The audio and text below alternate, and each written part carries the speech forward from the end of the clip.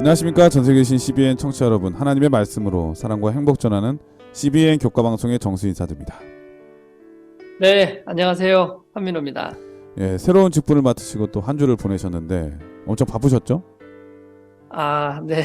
정말 어떻게 시간이 가는지 모를 만큼 정말 바쁘고 분주한 시간들을 보내고 있는 것 같습니다. 이 디지털 선교라고 하는 게 워낙 방대하고 또 해야 될 일이 많잖아요, 그렇죠? 네, 어쩌다 보니까 이 디지털 또 선교 분야를 또 이렇게 담당하게 되었는데요. 시대가 이 디지털 선교를 뭐 안 할 수 없는 그런 시대가 된 것 같아요. 네, 하여튼 기도 많이 하면서 준비할 거고요. 우리 청취자님도 많이 기도해 주시면 정말 좋을 것 같습니다. 우리 예전에 그 어렸을 때 배울 때 빛의 속도에 대해서 배울 때 그 1초의 빛이 지구를 7바퀴 반 돈다 그러잖아요. 네, 근데 요즘 전파는 빛의 속도로 세상에 흩어지잖아요. 네, 그러니까 얼마나 빠르게 또 정확하게 복음을 전할 수 있는 기회인 거잖아요. 그만큼 우리 목사님께서 중요한 직분을 맡으셨는데 모쪼록 바쁘시겠지만은 그래도 늘 건강 챙겨가면서 일하셨으면 정말 좋겠습니다. 네, 고맙습니다, 목사님. 네, 제가 최근에 한 기독교 신문에 보니까 너무 제목이 재밌어가지고 보게 됐는데, 제목이 교회 담임 목사님이 교회 재직들과 교인들을 괴롭히는 15가지 방법에 대해서 나와 있었어요. 네, 그래서 제가 이게 무슨 내용이지 하고 이렇게 봤는데 정말 제가 다 기억할 수는 없었지만 인상 깊은 몇 가지가 생각이 났습니다. 첫 번째가 뭐 이런 게 네. 있었어요. 일단은 담임 목사님은 마음 가는 대로 비전을 말하고 그것을 달성하도록 교인들을 몰아붙여라. 그러면은 재직들과 교인들이 우리 성도님들 그렇게 하셨던 거 아닌지 모르겠네요.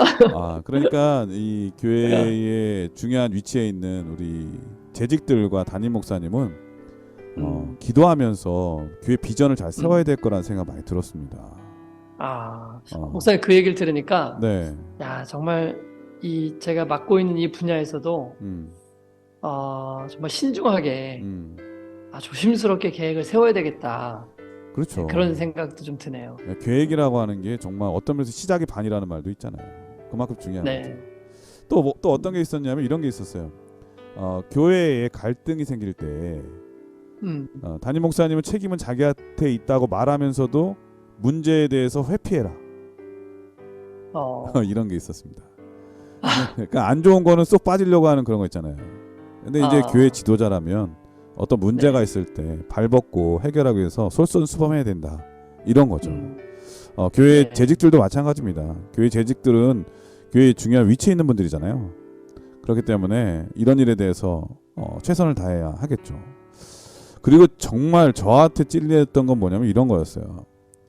자신의 전공 분야가 아닌 전문 분야 혹은 기술 분야에 대해서 그 어떤 사람보다도 아는 척을 많이 해라. 보면은 우리가 교회도 이제 사람들이 함께하는 거잖아요. 그러다 보면은 각자의 개성도 다르고 아는 분야, 전문 분야가 다르거든요. 그런데 내가 아는 분야가 아닌데도 불구하고 내가 더 많이 아는 것처럼 다른 사람보다 많이 발언하게 되면은 서로 힘든 경우가 생기는 거죠. 이거는 뭐 담임 목사님뿐만 아니라 교회 재직들도 마찬가지라는 생각이 듭니다. 그러니까 서로에 대해서 전공 분야에 대해서 인정해 줄 줄 아는 분위기가 되는 거. 이게 얼마나 중요한가 이런 생각을 많이 했습니다. 제가 이 글을 보면서 저는 그런 반성을 했는데 뭐냐면 나도 본의 아니게 의도치 않게 교인들을 많이 힘들게 하는 목사는 아니었나 이런 생각 많이 했거든요. 교회 재직들도 그렇고 우리 목사님들도 그렇고 서로를 존중해 주면서 서로 즐겁게 올 한 해 일하는, 그래서 부흥하는 교회가 다 됐으면 정말 좋겠습니다. 자, 오늘 제목은 청지기 직분 제 3번째 시간인데 제목이 11조 계약이라고 하는 제목입니다. 먼저 기억절 말씀을 읽어드리겠습니다. 만군의 여호와가 이르노라. 너희의 온전한 11조를 창고에 들여 나의 집에 양식이 있게 하고 그것으로 나를 시험하여 내가 하늘문을 열고 너희에게 복을 쌓을 곳이 없도록 붙지 아니하나 보라. 말라기 3장 10절에 있는 말씀이었습니다. 자, 이번 교과 청지기 직분 3번째 시간은 11조 계약이라고 하는 제목인데 어떤 말씀일까요? 네, 뭐 당연히 이제 11조에 대한 이야기를 우리가 할 것인데요. 성경에 처음으로 11조를 드리는 장면은 어디에 묘사되어 있을까요? 11조가 이 레위인들을 위한 것이기 때문에 많은 사람들은 흔히들 이 모세 시대에 11조 제도가 처음으로 도입되었다고 생각을 합니다. 그러나 그렇지 않습니다. 의외로 처음 11금을 드린 사람의 언급은 모세 시대가 아니라 창세 시대, 창세기에 등장하고 있습니다. 바로 아브라함이 성경에 기록된 11금을 드린 첫 번째 사람입니다. 그런데 11금 제도가 그때 생긴 것도 아닙니다. 왜냐하면 11금 제도는 그 이전부터 존재했었기 때문이죠. 교회 증언 3권 393페이지 보면 이런 기록이 있어요. 확실한 제도가 모세에게 주어지기 이전부터 사람에게는 종교적인 목적으로 하나님께 헌물을 바치는 것이 요구되었으며 그 근원은 멀리 아담 시대까지 거슬러 올라간다 라고 기록하고 있습니다. 그러니까 교회 증언에는 이 헌물을 드리는 이런 제도가 그 시작이 바로 아담과 하와였다라고 기록하고 있는 것입니다. 이와 같이 11조 제도는 사람이 처음 창조되었던 때부터 지금까지 계속 이어지고 있는 하나님께서 정하신 제도인 것입니다. 자, 그렇다면요, 우리가 이번 주 교과에서는 우리가 어떻게 11금을 드려야 될까, 또 어디에다 드려야 되고 또 얼마를 드려야 될까, 이런 자세한 구체적인 내용들을 함께 공부해 보도록 하겠습니다. 네. 예, 우리가 하나님께 드리는 이 11금이 어떤 의미가 또 어떤 언약이 담겨져 있는지 우리 한민호 목사님을 통해서 오늘 배울 수 있을 것 같으네요. 자, 그럼 말씀에 앞서 찬미 듣고 시작하겠습니다. 여기는 말씀의 방송 CBN 코리아입니다.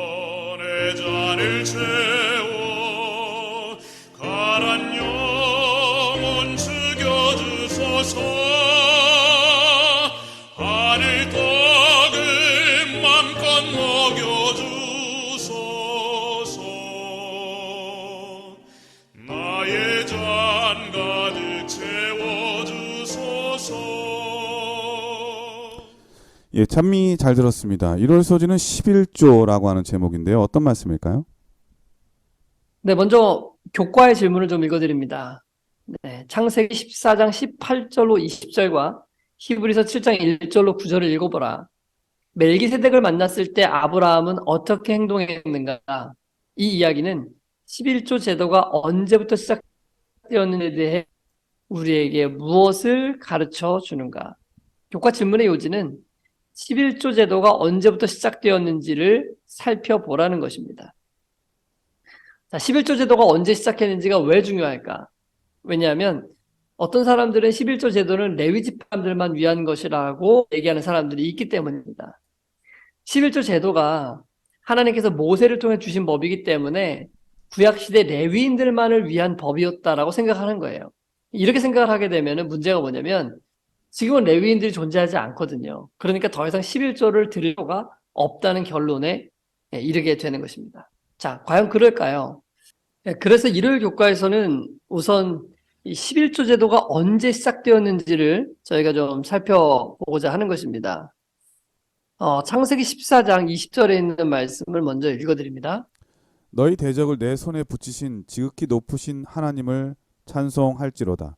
하매 아브라함이 그 얻은 것에서 10분 1을 멜기세덱에게 주었더라.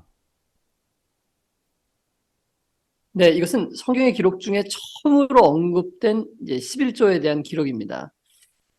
소돔에 살고 있던 롯과 그의 가족들은 소돔과 고모라의 왕이 전쟁에서 패하자 모두 포로로 잡혀가게 되었습니다. 그때 아브라함은 자신의 집에 길리운 자들 318명을 데리고 나가서 잡혀갔던 모든 사람들을 구해서 돌아오게 되죠. 돌아오는 길에 아브라함은 살레망 멜기세덱을 만나게 되었는데요. 성경은 그를 하나님의 제사장이었다고 기록하고 있습니다.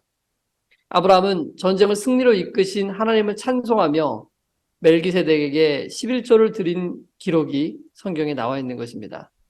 자, 이 이야기의 중요한 것은 이때가, 이 아브라함 시대는 모세가 태어나기 훨씬 전일 뿐만 아니라 야곱도 태어나지 않았었기 때문에 당연히 그의 아들이었던 레위도 태어나기 이전이었던 것입니다. 그러니까 이 11조는요, 레위 지파를 위한 11조가 아니었던 것입니다. 자, 그렇다면 아브라함은 왜 11조를 드린 것일까요? 아브라함이 11조를 드렸던 이유는 전쟁에서 승리할 수 있었던 이유가 바로 하나님 때문이었다는 것을 인정하기 위함이었던 것입니다. 다시 말해 전쟁의 주인이 하나님이시고 이 모든 것을 주관하시는 분이 하나님이시라는 것을 인정하는 행위가 바로 11조였던 것이죠. 이 이야기를 조금 더 살펴보면요. 사실 아브라함은 전쟁에서 승리하고 전리품 중에서 10분의 1을 멜기세덱에게 주었고요. 그 다음에 나머지 10분의 9는 자신이 아무것도 취하지 않았습니다.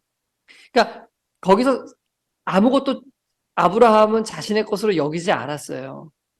수입이 발생하지 않은 것입니다. 그러니까 사실은 11조를 드리지 않아도 되는 거예요. 아브라함 입장에서는. 그럼에도 불구하고 아브라함은 10분의 1을 멜기세덱에게 바쳤죠. 왜냐하면 그것이 바로 하나님을 그의 삶의 주인으로 인정해 드리는 행위였기 때문에 그렇습니다. 우리는 아브라함의 손자였던 야곱도 동일한 행위를 했던 것을 우리는 기억합니다. 아버지와 형을 속이고 베델에서 돌베개를 베고 잠을 잘 때 그는 사닥다리를 보았죠. 그리고 하나님께서 자신을 버리지 않으셨음을 그가 깨달았습니다. 그때 그는요, 이제 앞으로 다가오는 모든 생애 가운데서 오직 하나님만을 섬기며 따르기로 그가 결심하고 또 하나님께 고백했습니다. 그때 그 야곱의 고백, 야곱이 어떻게 고백하였는지 우리 한번 보겠습니다. 창세기 28장 22절의 말씀입니다. 내가 기둥으로 세운 이 돌이 하나님의 전이 될 것이요 하나님께서 내게 주신 모든 것에서 10분의 1을 내가 반드시 하나님께 드리겠나이다 하였더라. 네, 자, 하나님만을 나의 주인으로 섬기겠다라고 야곱이 고백했을 때 그 고백을 어떻게 표현했습니까? 하나님께서 내게 주신 모든 것 중에서 10분의 1을 내가 하나님께 드리겠다라는 결심으로써 하나님이 나의 주인이 되심을 야곱이 표현한 것입니다. 그러니까 중요한 것은요, 이렇게 11조를 구별하는 모든 행위들은 이제 레위 지파가 생기기 이전부터 있었는데 그렇게 구별하는 행위의 의미는 하나님만을 주인으로 모시고 그분이 나의 삶의 주인이 되신다는 걸 고백한 행위, 그게 바로 11조였던 거예요. 그러므로 우리는 11조 제도가 레위 지파 때문만에 생긴 것이 아니라는 것을 우리는 알 수 있는 거예요. 그러니까 아담과 하와가 창조되었던 때부터 하나님께서는 하나님의 것을 구별하게 하심으로 하나님은 우리의 주인으로 섬기는 우리의 결심을 표현하도록, 헌물로서 표현하도록 그렇게 하신 거예요. 그러니까 선악과 나무도 이제 그런 것이고 안식일 제도도 그런 거예요. 그러니까 모든 걸 다 주셨지만 그 중에 일부분은 우리가 그것들을 지킴으로 말미암아 우리의 삶 전체가 하나님의 것이라는 것을 인정하게 되는 것이죠. 그러므로 누구든지 하나님을 섬기기 원한다면요, 오직 그분만이 나의 삶의 주인이심을 우리가 고백하고 싶다면 우리는 반드시 우리 수입의 10분의 1을 하나님께 구별해서 드리는 데서부터 시작해야 된다는 것, 우리 모두가 잊지 않았으면 좋겠습니다. 예, 이로써지는 11조라고 하는 제목이었는데요. 이 11조가 단순히 레위 지파 사람들만을 위한 약속을 넘어서서 목사님께서 알려주신 대로 아브라함과 야곱의 신뢰들을 통해 우리가 살펴본 것처럼 승리와 감사 그리고 축복, 이 모든 것에 대한 주인은 하나님이시다라고 하는 그 언약 관계에서 이루어지는 행위였음을 알 수가 있었습니다. 특별히 야곱은 아직 어떤 소득이나 이익이 주어지지 않은 상황 속에서 이런 말을 했잖아요. 그렇죠? 네.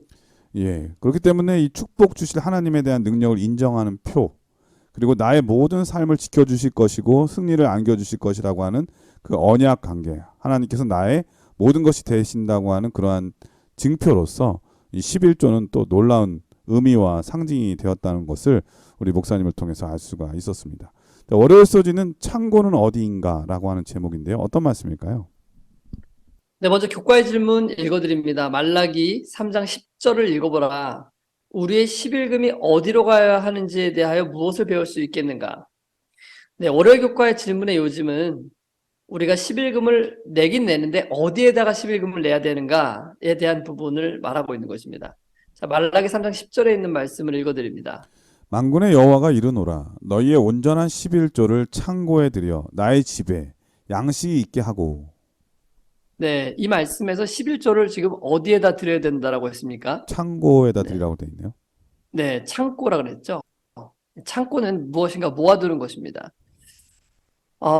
이 창고에 들여서 창고에 모아서 나의 집에 양식이 있게 하라라고 말씀하셨어요. 자, 그렇다면 이 창고는 어디에 있는 창고인가? 바로 나의 집에 있는 창고죠. 그러니까 나의 집은 하나님의 집, 즉 하나님의 교회를 일컫는 것이고 그 창고, 그 교회에 11조를 모아두라고 지금 말씀하고 계시는 것입니다.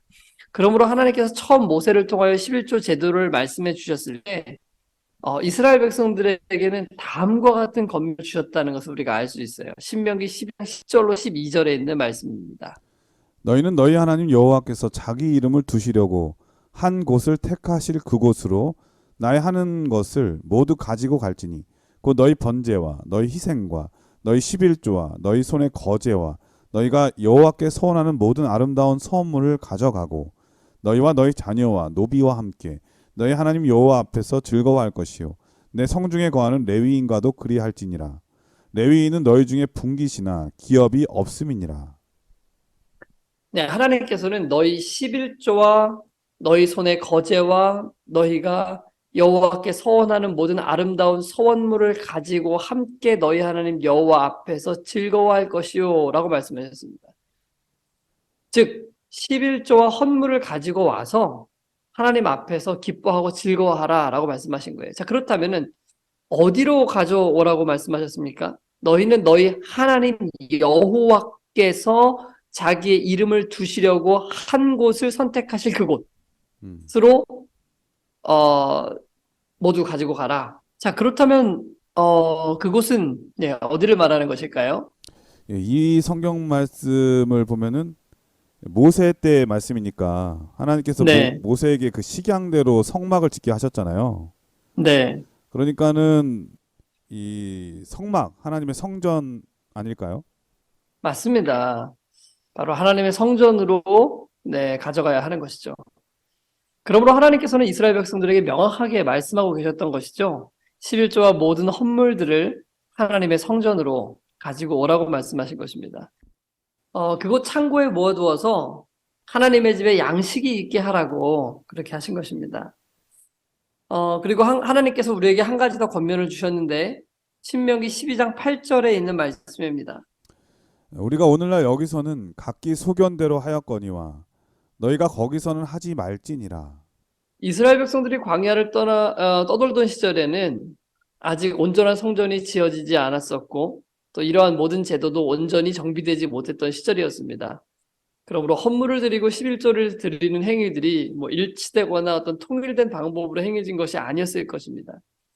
그러나 이제 성전이 세워졌고 이스라엘 백성들이 정착한 상태에서는 각기 소견대로 이렇게 각자 마음대로 하지 말고 정해진 방법에 따라서 하라라고 말씀하시는 것입니다.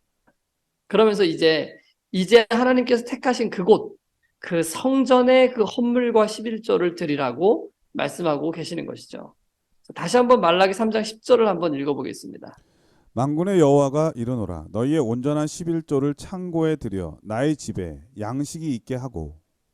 네, 하나님께서는 우리에게 분명하게 말씀하십니다.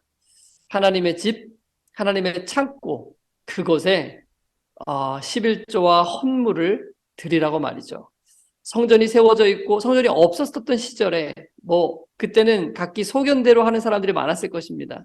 그러나 이제는 하나님의 성전이 세워져 있고 그 성전이 어딘지를 우리가 분명히 알고 있는 이때에는 모두 하나님의 헌물과 또 11조를 하나님의 창고인 성전에 들여서 하나님의 집에 양식이 있게 하는 우리 모두가 되었으면 좋겠습니다. 예, 월요일 서지는 창고는 어디인가라고 하는 제목이었는데 창고가 분명해졌습니다. 바로 하나님의 집, 성전을 말하는 것이죠. 그래서 이 성전을 관리하는 하나님의 종들은 특별히 더 유념해서 주의 헌물을 잘 주의 뜻에 맞게 쓸 수 있도록 준비하고 또 주님께 여쭤봐야 되지 않을까 그런 생각이 드네요. 자, 화요일 소지는 11조의 목적이라고 하는 제목인데요. 어떤 말씀일까요? 네, 교과 질문 읽어드립니다. 레위기 27장 30절과 민수기 18장 21절, 24절을 읽어보라. 하나님께서는 11조를 무엇을 위해 사용하시겠다라고 말씀하시는가? 자, 레위기 27장 30절에 있는 말씀을 먼저 읽어드립니다. 땅의 10분 1, 곧 땅의 곡식이나 나무의 과실이나 그 10분 1은 여호와의 것이니 여호와께 성물이라. 네, 하나님께서는 땅의 곡식이나 과실, 즉 수입의 10분의 1은 여호와의 것이라고 분명하게 말씀하셨습니다. 우리가 잘 알듯이 하나님은 돈을 필요로 하는 분이 아니십니다. 하나님은 만왕의 왕이시고 말씀으로 천지를 지으신 분이시죠. 그분에게는 돈이 아무런 쓸모가 없습니다. 그런데 하나님께서는 왜 어떤 목적을 가지고 우리의 수입의 10분의 1을 구별하여 하나님께 드리라고 하신 것일까요? 자, 민수기 18장 21절에 있는 말씀을 읽어보겠습니다. 내가 이스라엘의 11조를 레위 자손에게 기업으로 다 주어서 그들의 하는 일, 곧 회막에서 하는 일을 감나니. 네, 11조는 회막, 곧 성전에서 일하는 레위인들을 위하여 구별하도록 하신 것입니다. 이스라엘 백성들이 가나안 땅에 들어갔을 때 하나님께서는 각 지파에게 그들이 살 땅을 다 분배해 주었어요. 그래서 그 지파별로 또 족장별로 분배해 나가다가 모든 가정들이 다 땅을 분배받을 수 있도록 하신 것이죠. 그러므로 모든 사람들은 자신들이 살게 될 땅을, 소득을 얻을 수 있는 그 땅을 소유할 수 있었던 것입니다. 그러나 오직 레위 지파 사람들은 땅을 받지 못했습니다. 왜냐하면 그들은 땅을 일구어서 먹고 사는 사람들이 아니었고 하나님의 성전을 돌보기 위해서 특별히 구별된 사람들이었기 때문이었습니다. 민수기에서는 그 점에 대해서 다음과 같이 언급하고 있습니다. 18장 24절의 말씀입니다. 이스라엘 자손이 여호와께 거제로 드리는 11조를 레위인에게 기업으로 준 고로 내가 그들에 대하여 말하기를 이스라엘 자손 중에 기업이 없을 것이라 하였노라. 네, 그러므로 오늘날에도 11조는 하나님의 성전에 드려져야 되고 성직을 위하여 구별된 사람들을 위해 사용하도록 되어야 하는 것입니다. 즉 하나님께서는 오늘날도 복음을 전하고 성전을 맡은 책임을 가진 사람들을 부여하는 일에 이 11금을 사용하기를 바라고 계시는 것이죠. 그래서 이 실물교훈에는 11조의 목적에 대하여 다음과 같이 언급하고 있습니다. 실물교훈 300페이지에 있는 말씀입니다. 그분은 이 방법으로 복음 사업을 유지하도록 계획하셨다. 그분은 11조를 당신의 것이라고 주장하신다. 그러므로 우리는 11조를 언제나 거룩한 물건으로 생각하고 그분의 사업의 유익을 위해 그분의 창고에 드려야 한다. 그분은 또 우리의 자원하는 예물과 감사의 예물을 요구하신다. 이 모든 헌물은 복음을 땅끝까지 전하기 위해 바치는 것이다. 네, 그러므로 결국 11조의 목적은요, 복음 사업의 유지와 또 전파, 전진을 위한 것이 되어야 하는 것입니다. 이 목적에 따라서 우리는 11조를 활용하고 교역자들의 생계를 책임져주고 그들이 나아가서 복음을 전파하고 교회를 세우는 일을 하도록 하고 있는 것이죠. 우리가 충실한 11조를 하나님의 창고에 드릴 때 하나님의 창고에는 풍성한 곡식이 있게 될 것이고 그로 말미암아 하나님의 복음은 더욱 힘있게 증거될 수 있을 것입니다. 그렇게 함으로 또한 예수님의 재림이 속히 임하게 될 것이죠. 자, 이것이 바로 11금의 목적이라는 것 우리 모두가 잊지 않았으면 좋겠습니다. 예, 화요일 서지는 11조의 목적에 대한 말씀이었는데요. 11조는 당연히 그 뜻은 우리가 앞서 배운 대로 하나님께 감사와 우리의 모든 것을 다스리시는 분은 하나님이시라고 하는 것을 인정하는 표로서 드리는 것인데 그 사용 방법에 대해서는 오늘 모세를 통해서 또 알려주신 것 같습니다. 하나님께서는 모세에게 그 식양에 따라서 하나님을 모실 수 있는 성전을 구별하게 했고요. 그렇다면 이제 필수적으로 그 성전을 관리하고 살펴야 될 사람들이 필요한 거잖아요. 그 사람들은 레위 지파로 정해주셨고 레위 지파는 땅을 기업으로 받기보다는 나머지 11지파에 드리는 11조를 통해서 오직 성전 봉사만 열중할 수 있도록 또 몰입할 수 있도록 은혜를 베풀어 주신 것 같습니다. 오늘날로 말할 것 같으면 복음 사업에 전념할 수 있도록 자신의 모든 일생을 최선을 다하는 하나님의 복음 사역자라고 말할 수 있겠죠. 이런 네. 사람들이 다른 생각 안 하고 또 그 생계에 대한 부담을 덜고 하나님의 일만 열중하도록 그것에 대해서 쓰임 받을 수 있도록 하신 것이고, 또한 그 밖에 복음을 전해서 사람들로 하여금 구원하는 일에 쓰임 받도록 그 목적을 제안하셨다고 하는 것을 우리 목사님을 통해서 배울 수 있었습니다. 그러므로 우리는 하나님께 11금을 드릴 때에 아까워하거나 뭐 그렇게 드리는 게 아니라 자원하는 마음으로 기쁨으로 드릴 때 하나님께서 받아주신다고 하는 것 또한 우리가 기억해야 되겠습니다. 자, 그럼 여기서 찬미한곡 들으신 다음에 계속해서 수요일 목요일 소지를 공부하도록 하겠습니다. 여기는 말씀의 방송 CBN 코리아입니다.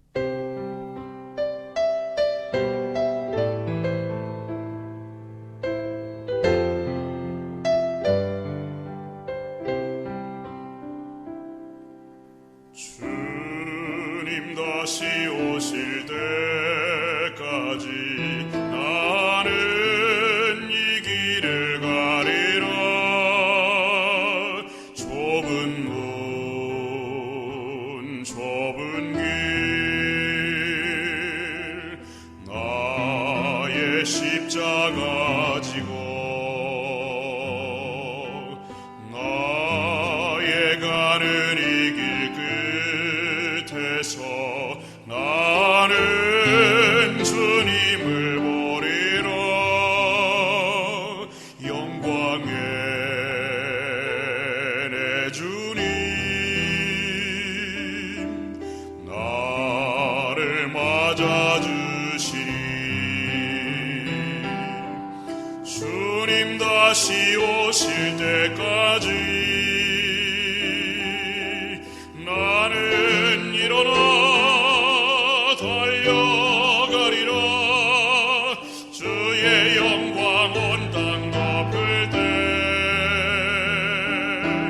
나는 일어나 노래하리.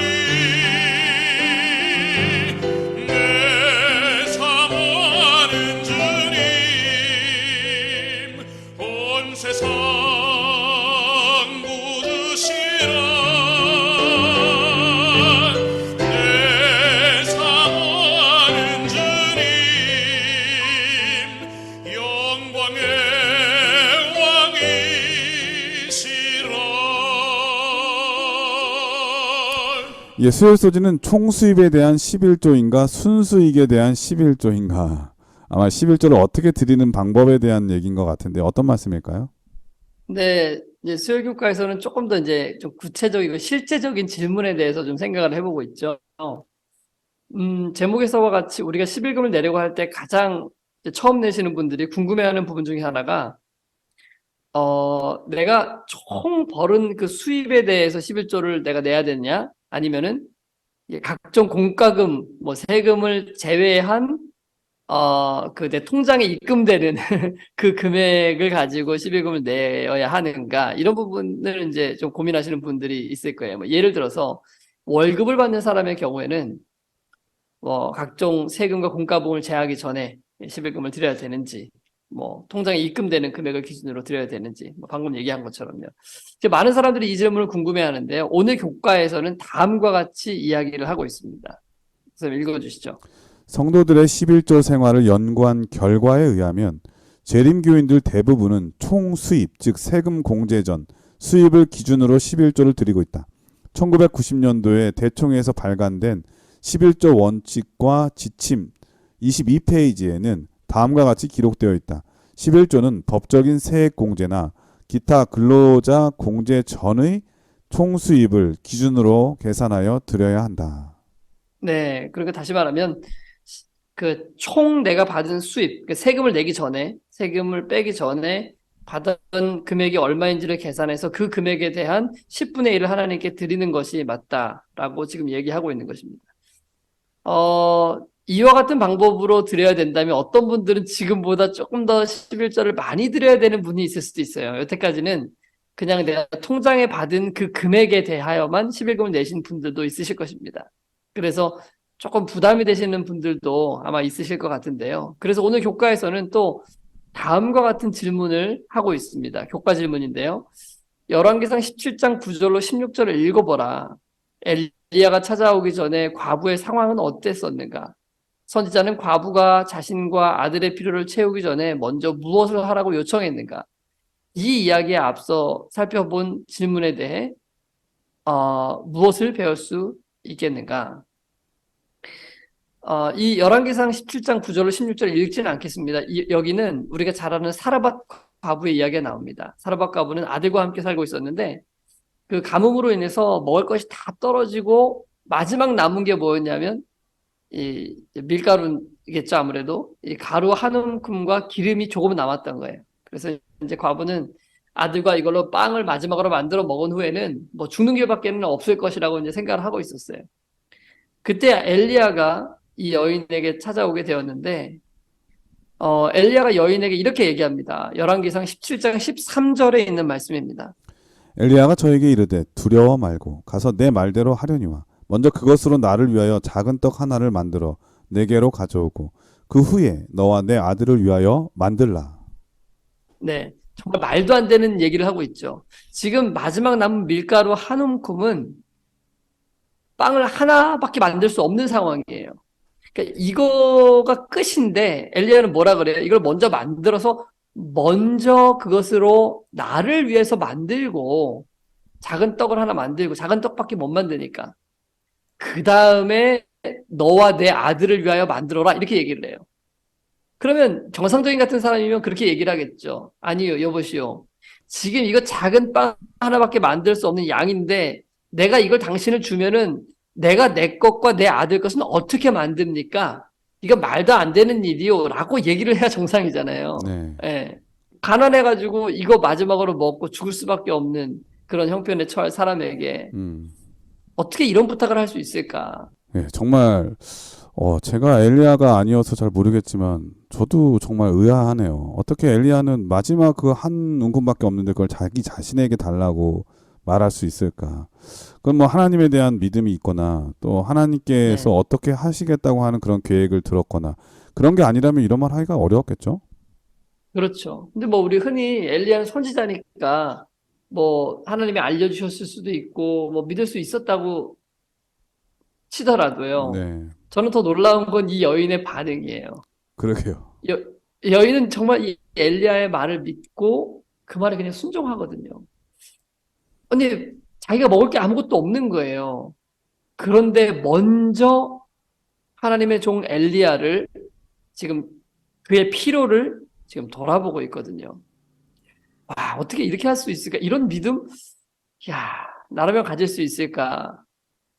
예. 근데 엘리야가 그 다음에 이런 말을 하죠. 왕상 17장 13절로 14절입니다. 먼저 그것으로 나를 위하여 작은 떡 하나를 만들어 내게로 가져오고 그 후에 너와 내 아들을 위하여 만들라. 이스라엘 하나님 여호와의 말씀이 나 여호와가 비를 지면에 내리는 날까지 그 통의 가루는 다하지 아니하고 그 병의 기름은 없어지지 아니하리라 하셨느니라. 네, 이 모든 약속을 말씀하신 대로 그대로 믿었습니다. 이 여인은. 놀라운 여인이에요. 그리고 순종한 여인에게는 놀라운 축복이 임하죠. 온 이스라엘에 비가 오지 않고 먹을 것이 하나도 없어서 모든 사람이 굶고 있는데 이 여인의 집에는 비가 오기까지 통에 가루가 닿지 않고 병에 기름이 없어지지 않는 거예요. 와, 얼마나 놀라운 축복을 경험했습니까? 여인은 아마 그 당시 모든 사람들이 굶고 있는 상황에서 매일매일 그치지 않고 없어지지 않는 이 가루와 기름을 보면서 얼마나 하나님을 찬양했을까요? 이 약속은 오늘도 동일한 것입니다. 하나님께서 오늘 우리에게 동일하게 말씀하고 계시는 거예요. 우리의 삶에 지금 당장 써야 될 돈도 많고 갚아야 될 빚도 있고 생활의 염려로 쪼들리고 뭐 이런 어려움들 때문에 하나님의 것을 구별하기가 힘들다고 생각할 때가 있는 거죠. 내가 지금 먹고 살기 바쁘고 지금 내 거 지금 필요한데 어떻게 하나님의 종들을 섬기기 위해서 내 10분의 1을 내가 구별하고 드려야 되겠느냐? 네, 지금 내 것이 우선인데 라고 생각할 수 있습니다. 그러나 우리는 반드시 기억해야 합니다. 우리가 사르밧 과부처럼 먼저 하나님의 것을 구별하고 드릴 때 하나님께서는 우리에게 우리가 상상할 수도 없을 만큼 만배나 축복해 주실 것입니다. 그리고 우리의 삶에 필요한 모든 가루와 기름들, 또 어려움들을 해결해 주시고 이 모든 필요들을 넉넉히 공급해 주실 것입니다. 이것이 우리의 간증이요, 또 우리의 고백이 되기를 간절히 바랍니다. 예. 수요 소지는 총 수입의 11금인가 순수익의 11금인가 사실 뭐 쉬운 문제 같아도 이게 어려운 문제인 것 같은 생각이 듭니다. 우리를 시험하게 할 수 있는 여러 가지 요소들이 많이 있으니까. 근데 고대는 11조를 드리는 게 오늘날보다는 더 쉽지 않았겠습니까? 아무래도 농사일이나 또 가축을 돌보는 그런 일을 하는 사람들이나 이런 사람들은 이제 나눠서 내기에 쉬운 부분이 있었는데 오늘날은 그 수익에 대한 부분 뭐 직장 생활하는 분들이야 쉽겠지만은 자영업을 하는 분들이나 사업을 하는 분들은 이게 되게 어려운 문제 있을 것 같아요. 근데 중요한 것은 하나님께 드리는 거에 대한 그 마음가짐이 정말 일단 제일 중요한 부분인 것 같고요. 먼저 드리려고 하는 것, 그리고 구별해서 드리려고 하는 것, 그리고 그러한 마음에 하나님께서 축복해 주신다고 하는 것이고요. 그리고 또 이런 드리는 방법에 있어서 총 수입의 11조를 드리든지 순수익의 11조를 드리든지 그거는 하나님께 본인이 작정한 대로 인색하지 않게 드리려고 하는 마음, 넉넉한 마음으로 드리려고 하는 자세, 이게 더 중요한 게 아닌가 그런 생각이 듭니다. 모쪼록 이 문제로 시험받지 않기를 저는 개인적으로 간절히 바라고요. 무엇보다도 하나님께 드리게 되면 하나님께서는 더 큰 축복으로 우리에게 임하여 주신다고 하는 그런 사르밧 과부에 대한 축복이 우리의 축복이 될 수 있다고 하는 것, 여러분 꼭 기억해 주셨으면 정말 좋겠습니다. 네, 목사님. 그런데 우리가 좀 여기서 구체적으로 다루지는 않았는데 한 가지 네. 조금 더 언급하면 좋을 게 있는데요. 예. 그 월급을 받으시는 분들 같은 경우는 이제 총 수입에서 11조를 드리는 것이 맞다고 우리가 얘기를 했잖아요. 네. 그런데 뭐 자영업을 하시는 분이나 아니면 뭐 사업을 하시는 분이나 이런 분들은 총 수입이 아니라 순수익, 그죠? 내가 그 발생한 이익금 중에서 내가 여기서 투자한 어떤 금액들을 제한 순수익에서 11금을 드리는 게 맞다는 것도 기억을 하면 좋을 것 같다는 생각이 듭니다. 예. 아울러서 이제 교회 다니지 않는 세상 사람들은 이 11금 문제를 거론하면서 교회가 돈벌이에 혈안돼 있다. 이렇게 매도하는 경우가 참 많이 있거든요.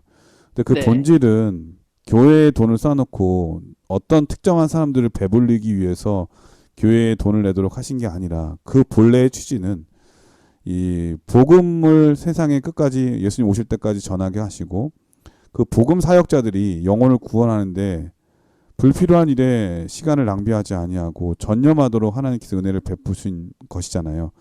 이런 네. 일을 우리가 주의 깊게 하지 않으면 세상 사람들에게 이런 소리를 듣거든요. 그러므로 내는 분들도 충실해야 되고 그것을 관리하고 쓰는 사람들도 더 충성스럽게 주의 일을 해야 되지 않을까 그런 생각을 아울러 말씀을 드립니다.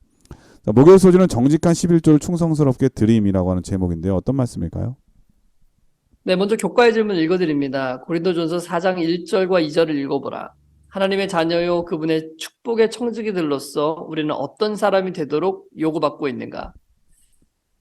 고린도전서 4장 1절로 2절의 말씀을 먼저 읽어드립니다. 사람이 마땅히 우리를 그리스도의 일꾼이요 하나님의 비밀을 맡은 자로 여길지어다. 그리고 맡은 자들에게 구할 것은 충성이니라. 네, 바울은 고린도 교회에 편지하면서 맡은 자들에게 구할 것은 충성이라고 하였습니다. 충성은 정말 중요한 거죠. 네, 정말 중요합니다. 그래서 군대에서도 인사할 때 상관에게 경례할 때 그러잖아요. 충성 이렇게 하고 경례하지 않습니까? 그런데 중요한 것은 그렇게 구호를 크게 외친다고 해서 충성이 되는 것은 아닙니다. 예. 이 충성이 먼저 우리가 어떻게 하면 충성할 수 있느냐, 이 충성의 의미가 무엇인지부터 좀 바로 알 필요가 있는데요. 충성의 진짜 의미는 자발적인 마음으로 최선을 다해 기쁨으로 순종하는 것, 이것을 충성이라고 할 수 있습니다. 그러니까 충성하는 일에 있어서 정말 중요한 것이 뭐냐면 자발적인 마음으로 최선을 다해서 순종하고자 하는 이 태도, 이 정신, 이게 가장 중요한 것입니다. 그러니까 이 마음이 없어도요, 충성하는 것처럼 보일 수는 있어요. 그러나 그것은 거짓 충성일 가능성이 매우 높죠. 눈만 가리기 위해서 또 혹은 어떤 유익을 위해서 이렇게 충성하는 것처럼 보일 수 있는 겁니다. 그러나 진정한 충성은 오직 사랑의 반응에서만 나올 수 있는 거죠. 하나님은 우리에게 그런 충성을 요구하는 거예요. 사랑의 반응에서 나오는 충성. 하나님은 우리에게 그런 충성을 요구하실 뿐만 아니라 그렇게 충성할 수 있는 마음도 우리에게 주시는 분이시죠. 그래서 바로 그 일을 위해서 하나님께서는 자신의 아들을 아끼지 않으셨던 겁니다. 가장 사랑하는 아들 예수 그리스도를 십자가에서 내어주셨던 거죠.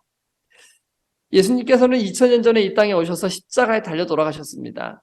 예수님께서는 당신의 핏값으로 우리의 죄를 용서하셨고 우리를 구원하여 자신의 생명을 우리에게 내어주신 것입니다. 우리는 이 사실을 결코 잊지 말아야 됩니다. 왜냐하면 이 사실을 잊지 않고 기억하고 마음판에 새길 때 우리의 마음이 하나님께 충성하고자 하는 마음으로 계속적으로 고무될 수 있는 거거든요. 이 마음 속에 이 진리가 생생하게 살아있을 때만 우리는 하나님께 충성할 수 있게 되는 거예요. 그러니까 충성하는 척 하는 게 아니고 진정한 충성을 할 수 있게 되는 거죠. 그러나 만약에 우리 마음속에 이 진리가, 십자가의 진리가 희미해지게 되면은 우리의 충성도 점점 약해질 수밖에 없는 겁니다. 그런데요, 이 십일금을 하나님께 드리는 나의 태도와 모습을 이렇게 살펴보면 오늘 하나님을 향한 나의 충성이 어떤 모습을 하고 있는지를 그대로 들여다볼 수 있게 됩니다. 내가 정말 하나님을 사랑하고 있는지, 그분의 은혜와 사랑에 내가 진정으로 감사하고 있는지, 그런 나의 태도와 모습을 확인할 수 있게 해주는 것이 바로 십일금 제도입니다. 이 땅에서 사람들이 가장 강력한 힘을 발휘하고 있는 것이 바로 이 돈의 힘이죠. 그렇기 때문에요, 십일금은요, 오늘 나의 삶의 주인이 누구인지를, 그리고 내가 누구를 최고로 사랑하고 있는지를 보여주는 중요한 바로미터, 이 기준점이 되는 거예요. 다시 말해서 우리의 충성을 시험할 수 있는 시금석이 될 수 있는 것입니다. 사랑하는 CBN 청취자 여러분, 오늘 십일금을 드리는 나의 태도는 어떻습니까?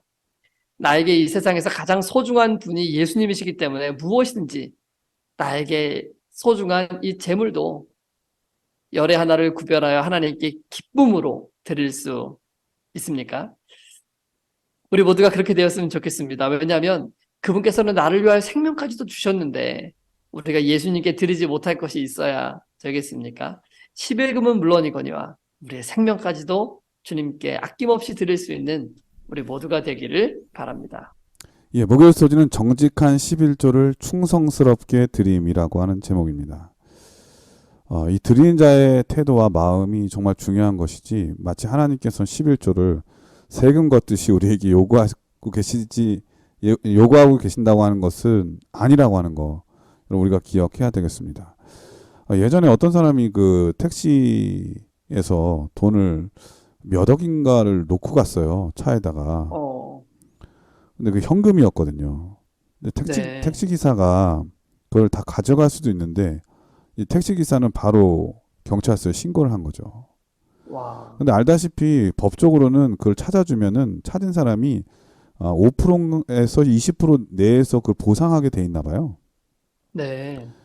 근데 그 찾아준 사람이 그 법적인 거에 대해서 5%나 얼마 떼어준다고 해서 엄청 기분 나빠하면서 줄 사람이 과연 있을까요?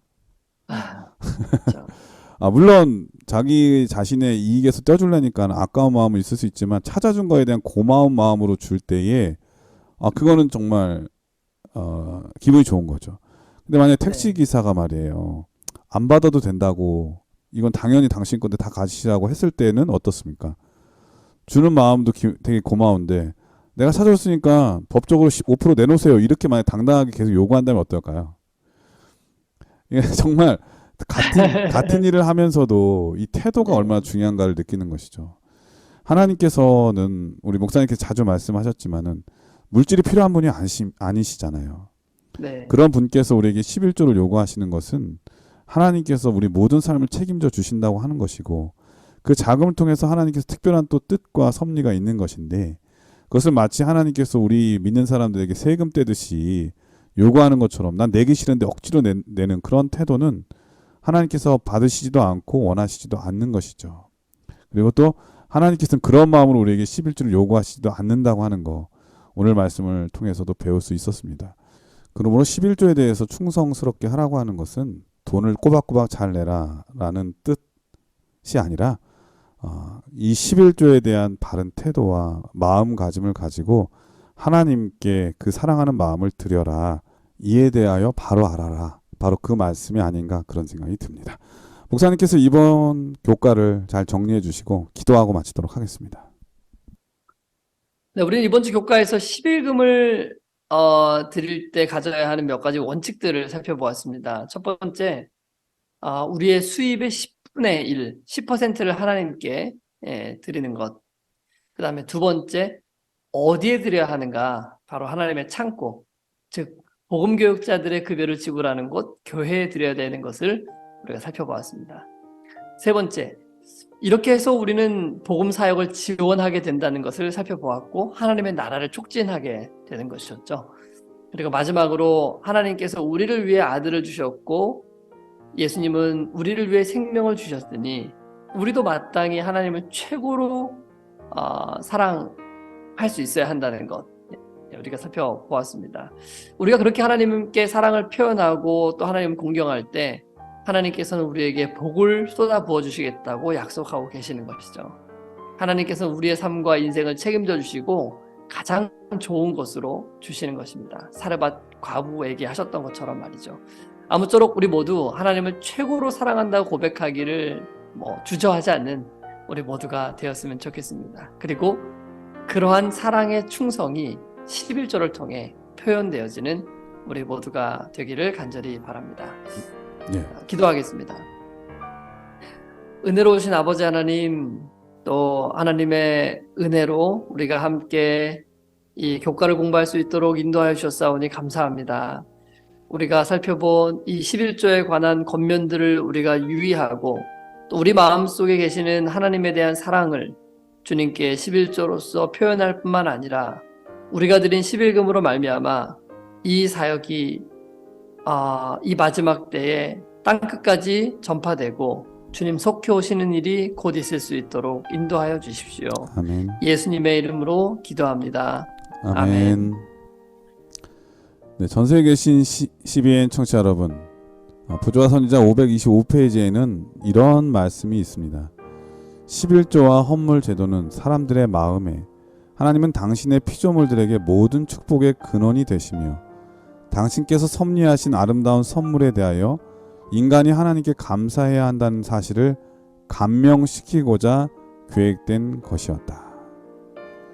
이 뜻을 안다면 우리가 하나님께 어떠한 마음으로 11금을 드려야 할지 느끼게 될 것입니다. 저는 바라기는 하나님께 11조를 드리는 모든 우리 청취자분들 개인마다 이 사르밧 과부가 받았던 그 30배, 60배, 100배의 축복이 여러분의 축복이 되기를 간절히 축원합니다. 그래서 하나님께 드리는 것이 얼마나 즐거운 일이고 얼마나 큰 축복이 되는지 여러분들의 삶을 통해서 경험을 통해서 나타나게 되기를 간절히 바라면서요. 저희는 다음 주에 또 더 좋은 모습으로 찾아뵙도록 하겠습니다. 건강하시고요. 안녕히 계십시오. 안녕히 계세요.